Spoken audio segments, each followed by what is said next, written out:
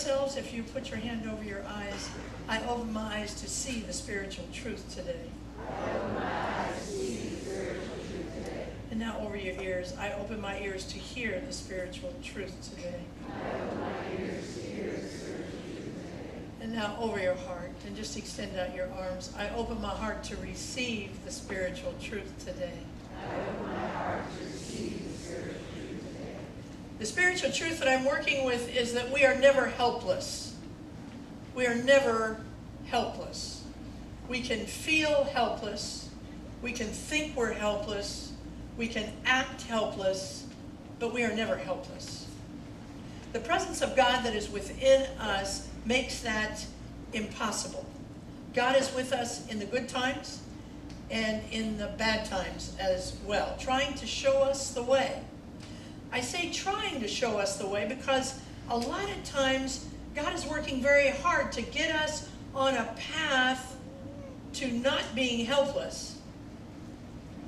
And yet we're focused on the evidence that we are helpless in our life. That's where our attention is. That's where our focus is. And there's plenty of evidence to go around. Sometimes we get a bad diagnosis and we feel completely helpless. Maybe we're under the thumb of a boss who is a bully and we feel completely helpless. Sometimes you're just trying to get some money together and here comes the car engine broke, or you go to a dentist. You know how much it costs to go to a dentist these days? You go to the dentist and you think, I'm helpless. I just can't get ahead in this life. I feel that way too sometimes. I get swept up in that. But when I think about it, what I really get swept up in is the drama of it all. And once I get swept up into the drama, then I start bringing in my drama friends, my old drama troupe, you know, the family and the friends and all the awfulizers I've run up with in my family. You know, the awfulizers, the one who ain't it awful, everything's awful, and those are the ones you call when things are really awful. And they're only too happy to agree with you.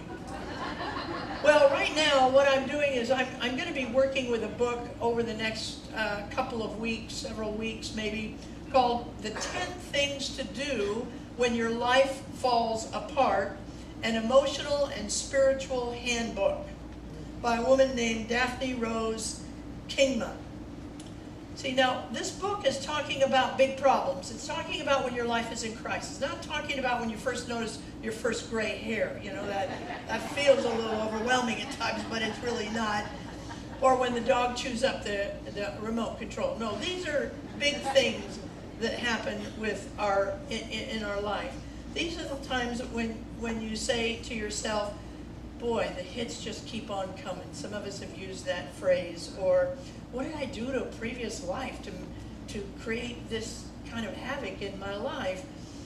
And those of us who are metaphysicians, we have to be really careful not to slip into shame and blame because we think we caused it with a thought. And so now we're not only, our life is in chaos, but now we're blaming and shaming ourselves for our life to be in chaos. The kind of chaos I'm talking about, she describes in page 1 of this book. I ran into my friend Jane the other day. She was looking a little harried as she stood in line at Janine's, our local coffee bar. When I asked her how she was, she said, fine, aside from the fact that my entire life is falling apart. She ordered a latte and then went on to say her boyfriend of 6 years had just announced he'd fallen in love with another woman. Her landlord had given her 30 days notice because his son was coming home to take the apartment. Her job as a school librarian was being axed as a consequence of educational budget cuts. She caught her 14-year-old daughter smoking dope. Then her 83-year-old mother was diagnosed with Alzheimer's, a diagnosis coming just a week before Jane was going to send her daughter to live with her mom so the purple-haired girl could get a taste of some good old-fashioned stability. I think I'm coping, she said, but sometimes I feel like a terrible person, as if somehow I should have been able to avoid all of this. Ernest Holmes was very clear. He said, why is an invalid question. Don't even waste your time on why is this all happening to me? Why is this happening now? It's an invalid question. The question is, what am I going to do with it right at this moment. Every one of us has a season of crisis, or I'm assuming everybody does. I've certainly had more than one season of crisis in my life. And it doesn't matter what your birth order is, or what your hair color is, or what your nationality is, or how much money you have in the bank, or how kind you were in a previous life.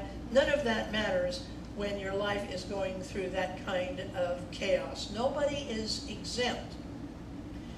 Our work is to stop looking outside to fix it and to begin to look inside to fix it. It's to stop when crisis happens, going to the mall and spending money you don't have to try and make yourself feel better, or falling face down in a quart, or a gallon of ice cream, if we're going to be honest, just go face down a gallon of ice cream to try and fix it. What this book does is it redirects us. It gives us spiritual practices that are easy, simple, ones you've all heard about, but now they're put in tin, so you can take this book with you. Now, we've stopped selling books here. And the reason that we've stopped selling books is because we know you can get these books cheaper than we can sell them on Amazon. So we have in your bulletin, there's a little paper. It'll tell you exactly how to get this book, where to go. And if you get it through Amazon, do it through Smile, because then we get a little bit of kickback from Amazon from your purchase. You don't have to get the book if you don't. I'm going to spend the next time going through all 10. We're only going to go one today, but we're going to go through all of them. And I think it's important because even though we know it, when we're in crisis, we have poor memories. We don't remember what we're supposed to do next. When we have a book like this, we're able to pull it out and say, oh my God, this is a crazy crisis. I'm totally overwhelmed. What can I do? And there are 10 things that we can begin to do that will direct us inside out as opposed to outside in. Now they're simple, and because of that, I always caution people, when you hear simple things, don't just say, oh, I know how to do that. I've already heard that. That's too simple. I need something bigger. These simple things are what will redirect us back to ourselves and to the presence of God itself. So we're going to take one today. And the first one we're going to take today is that in order to get through your life falling apart, you have to learn how to cry your heart out. You have to learn how to cry your heart out in order to get through your life falling apart. Hafiz, the great Muslim poet, says this. He said, he who sits in the house of grief will eventually sit in the garden of peace. He who sits in the house of grief will eventually sit in the garden of peace. That's where we want to be, is in the garden of peace. See, what differentiates us from stones and butterflies is the degree with which what is happening to us affects us emotionally.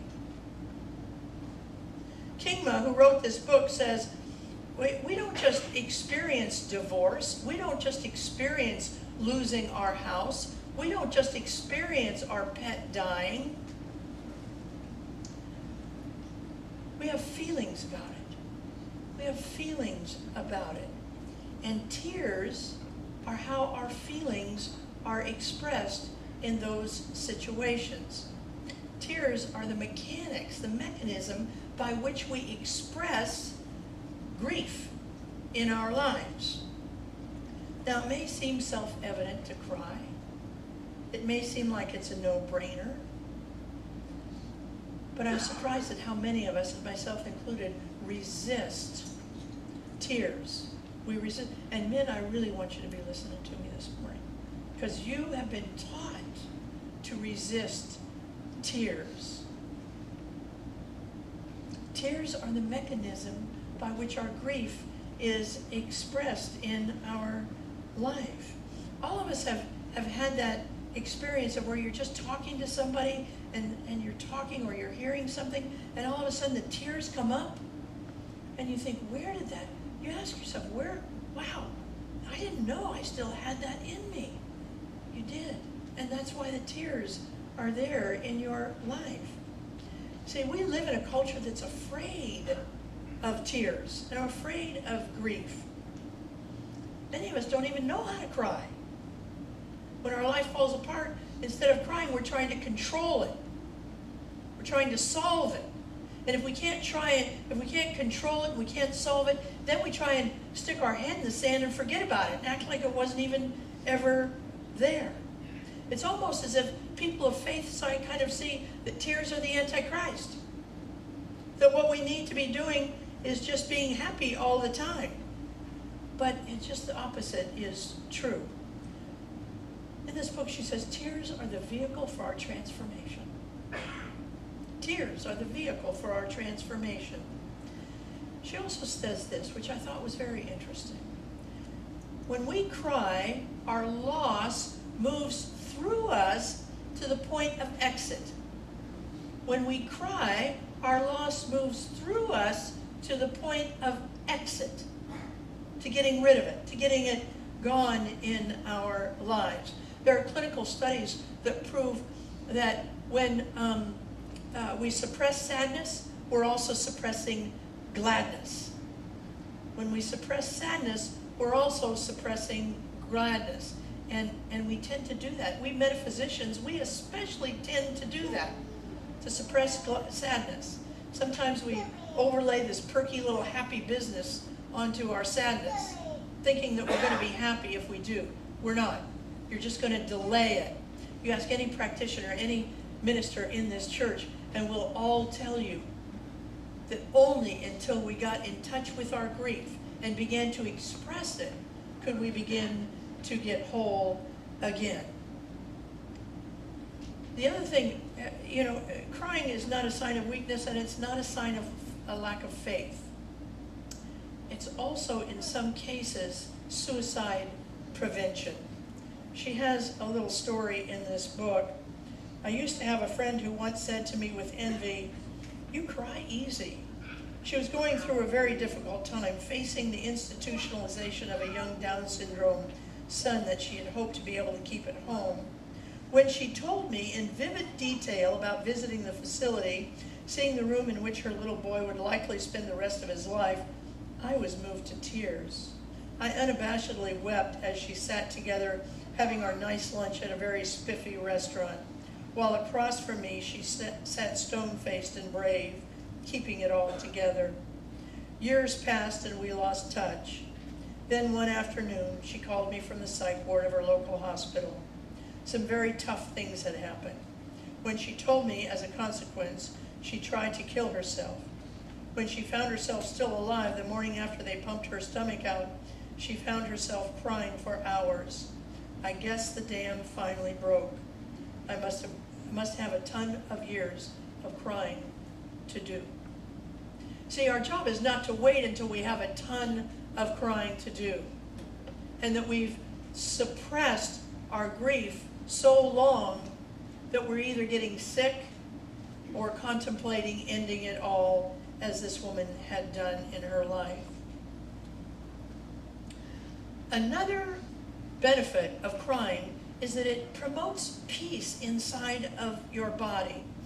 Everybody here has had a great cry. You know, one of those great cries where you just cried and cried and cried and cried. And by the way, some people say, I'm afraid if I start, I'll never stop. I promise you, you will stop. But those great cries that we have, when they're done, don't you feel peaceful? You're not, you put down your dukes, you're not fighting with anybody anymore. You're just feeling a spent state of peace in our lives. Well, the reason I'm only doing one of these today is because I wanted to spend a little bit of time talking about the subject of peace. Because Wednesday is International Peace Day. And our churches all over our movement are talking about peace this day, getting ready for Wednesday. Why is it important for all of us to do it together? Because whenever two or more are gathered, it creates a synergy, creates an energy that great things can happen in. So I want to talk about ways that we can closer embrace peace. The first way is to get rid of our old definition of peace.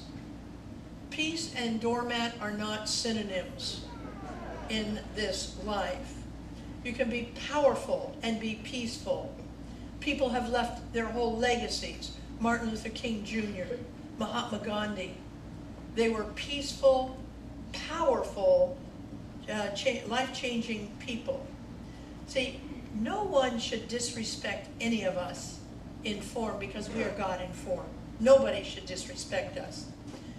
But when we understand that lasting change can only happen from self-respect, and then we vibrate out respect.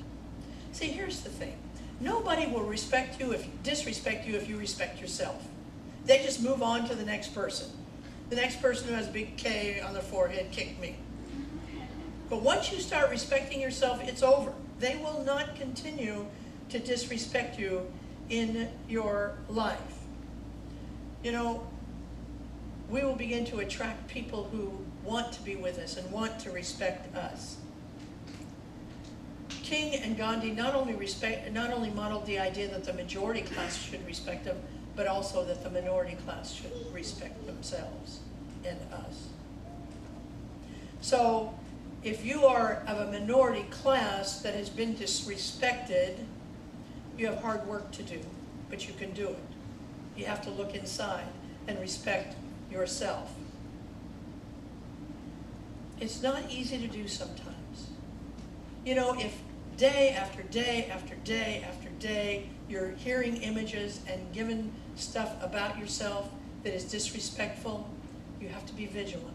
You have to go to the mirror every day and say, I am God in form. I am the absolute representation of God in form, and nobody else gets to say anything differently at any time. If you're in a marriage in which you're being disrespected, you have hard work to do, but you can do it. You have to go to the mirror every day and say, I respect myself. Like Carol's song, I'm beautiful, I'm perfect, and I'm here now. That's the work that we get to do, to begin to get rid of this idea that anybody else gets to put us down in our life. The second one is trust your own peace. You have peace. Everybody has peace. Begin to trust it. Cultivate a trust in it. Because once you do that, half the messes you get yourself into will not happen to you anymore. If you think of the last mess, chances are you already had the internal knowledge to not go there. Maybe it was a party. Oh, I shouldn't have gone to that party. I knew I shouldn't have gone to that party. I shouldn't have gone to that party. Or maybe it was a loan you made. I shouldn't have made that loan. I knew I shouldn't have made that loan. I don't know why I made that loan. Because I'm not getting paid back. Or weddings. Some of you married people, you've walked right down the aisle. Right down there. Just got to the point. And you knew you were telling yourself, this is not a good idea. I do not have peace in my heart about this. I do not. And you get down, I do. Trust your own peace. You have it. You have your own peace in your life. The next one is find your own buttons and unhook them. Just unhook them. See, if someone says hurtful words to you, tithe to them. If somebody says something mean to you and you get hurt inside, you give them your spirit, not the one you give here, of course, but a little additional spiritual tithe, because they've just given you some great spiritual information. And that information is that you still agree with them. Your button is still intact. See, years ago when people would call me an alcoholic or a food addict, those would be fighting words. When I made peace with that, when I began to make peace with that, come on, bring it on. Call me whatever you want. Because it doesn't hurt anymore. You can't hurt me with that anymore. Now, there are things, there are buttons, I'm not going to tell you what they are, just in case somebody out there gets mad at me someday. But I got them. And I'm learning to unhook them before anybody gets to me with them. And that will bring great peace into your life. fourth one is make a commitment that you don't have any enemies. A commitment that you don't have any enemies. None. When I came to religious science, that was the greatest gift I ever got, right there. Many of you know that I was involved in the kind of what my father used to call the lunatic left fringe of the political movement. And I had lots of enemies. I had to have enemies. In order to do what I did day in and day out for as long hours as I was doing it, I had to have the juice of enemies. And then I came to religious science. And I found out, you know what? I don't have any enemies. We are one. There are people I don't agree with, but I have no, and when I lean toward that, I start moving toward that. I remember that if I want to have peace, I've got to let go of this. Even Mr. Comeover, I've got to let go. I've got to let go. And just begin to let it happen. And no enemies. Many of you remember me telling the story of Reverend Dr. Martin Luther King when he was in a march. He was in a march and he somebody spit on him. And he reached in and he got his handkerchief out and he wiped the spit from his face and he walked over to the man who had spit on him. He said, I think this belongs to you. I think this belongs to you. He didn't have any enemies. He was in a state of peace. One of the most powerful change agents on the universe knew peace in his heart, but he wasn't a doormat. The last one is to let go, learn to let go with love. Look, if someone wants to walk away from you, let them. In fact, buy them cab fare. Give them a Bon Voyage card. Whatever you need to do, let them go. Because if you by some measure got them to stay, if you were able to hold on to them enough and they came back, neither one of you would be happy. Learn to let go with love. And one of the ways that we can learn to let go with love is to understand this spiritual truth. Whatever it is that you wanted in that person, there are many more people with those qualities. If they had the quality of compassion, they had the quality of love, they had the quality of stability, they had the quality of, I've got a job, I'm going to keep the job, I'm going to go to the job every day. If that's what you're looking for, there are plenty of fish in that sea. And we can have all of that. Let them go and another will come. But another won't go as long as you're holding on to that person and putting all of your attention and trying to keep that person. New people will be walking in and you won't even see them. They'll knock on the door and you won't hear the knock. Let them go. If it's time for that to happen. Well, in a few minutes our children are going to come out and they're going to do a peace presentation. So when they come out, we're going to all remain seated. They're going to do a parade around. They're going to come up and then they're going to take over the service in a few minutes. But right now, let's take this message into prayer. So knowing that there's only one power, it's the power that runs through us. It's the power of love. And once we anchor ourselves in that what we are driven by, what we are filled with is the power of love, then we begin to express it. And we express it to all kinds of people, to strangers, to people we know, to our family members, to our pets. We remember to express love, for that is our work on this planet. We do whatever we need to do to allow that love to fulfill us and others. I give thanks for that. I release this word into the law together we say. And so it is.